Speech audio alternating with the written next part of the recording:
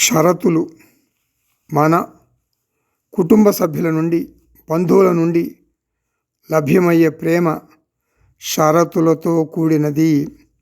స్వచ్ఛమైన ప్రేమ, షరతులు లేని ప్రేమ దొరుకుతుంది అనుకోవటం మన భ్రమ. ఉద్యోగం చేసి ధన సంపాదన చేసినంతకాలం కుటుంబ సభ్యులు అధిక మోతాదులో ప్రేమిస్తారు.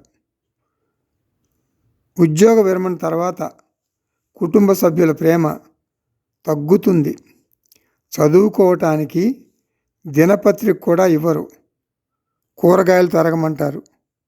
మనుమరాల్ని స్కూల్లో డ్రాప్ చేసి రమ్మంటారు. పాలు తెమ్మంటారు. చిల్లర పనులు చెప్తారు. వయోవృద్ధులు వారి హోదా, విలువ తగ్గిపోవటం జీర్ణించుకోలేక కొంతమంది బాధతో కుమిలిపోతూ గుండె ఆగి చనిపోతారు కూడా.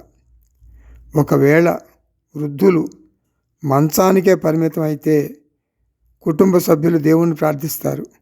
ఏమని? ఈ మనిషికి ఓ భగవంతుడా, దేహ బాధల నుండి విముక్తి కలిగించు అని. అంటే మన చావును కోరుకుంటారు.